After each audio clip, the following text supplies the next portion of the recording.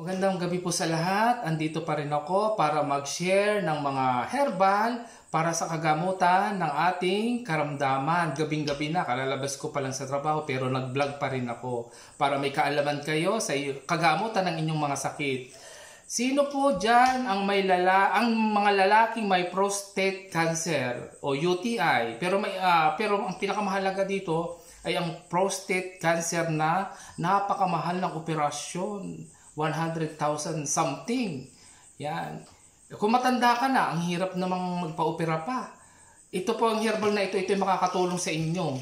Alam niyo po ba, pag may prostate cancer ay yung paudlot-udlot ang ihi, yung parang ang ihi mo lalakas, hihina. Yan. Tapos nananakit ang puson. Yan po ang may sintomas ng prostate cancer o nagpa-check up tayo sa ospital na nag-result na talagang may prostate cancer tayo. Ito po yung kagamutan diyan. Maiibsan yung pag-ihi, magiging tuloy-tuloy ang pag-ihi at saka maiibsan din yung pananakit ng puson. Ito po ay ang tinatawag na lalaking pandan. Yan, napakahaba. Yan, yan. Iba po ito sa pandan na ginagamit natin sa pagluluto. Napakahirap pong hanapin ng ganitong herbal. Dahil ako may collection ng herbal at napakahilig ko sa mga herbal, pagkakita ko pa lang sa isang dahon, alam ko na kung may kagamutan. Ito po to, yan. Pag ganito po kahaba, ang haba-haba, yan, i-slice nyo po ito mga 5 piraso. 5 piraso po to. 1, 2, 3, 4, 5. Yan. Ang ilalagay po natin dito ay 2 tabong tubig sa isang kaldero. Kasa po yun sa isang termos. Pwede nyo na rin ilagay na lang sa ref para malamig siya, tapos iinumin nyo na lang. Ang pag-inom po nito ay kahit 4 na basong tubig sa isang araw. Ibig sabihin, kailangan maraming kayong tanim nito para suportahan ng inyong prostate cancer. Kasi ako, napakarami kong nagtanim na po ako ng ganito at saka napaka-importante kasi nito. Mainam din to sa UTI. Siyempre sa pamilya namin, lagi nang nagkaka-UTI dahil sa mga kinakain na. Yan. Ito po yung tinatawag nating lalaking pandan.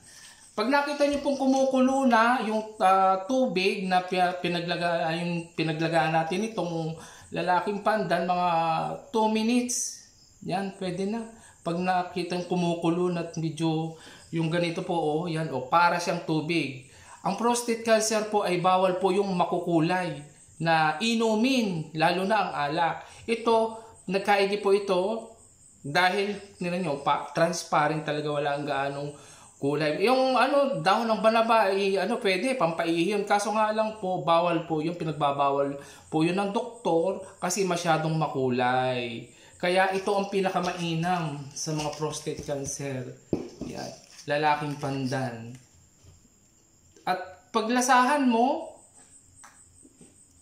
wala na, medyo lasang lang siya. Medyo lasang pandan na wala lang, parang tubig lang din. Para kung uminom lang din ng maligamgam na tubig na medyo may kalasang kaunting pandan. Yan.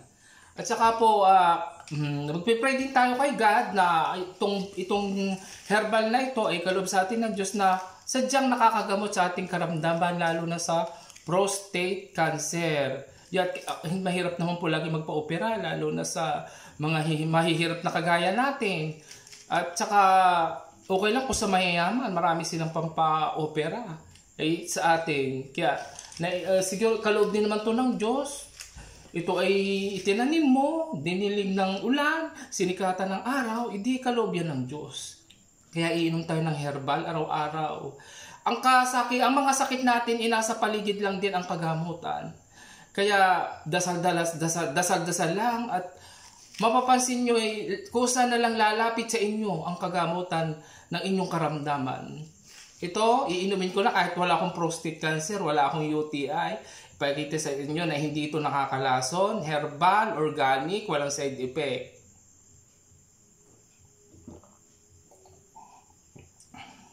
Para lang po kayo nainom ng maligamgam na tubig sa umaga.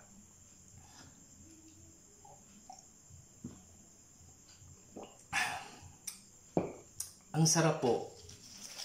Yun lang po at magandang gabi po sa inyo.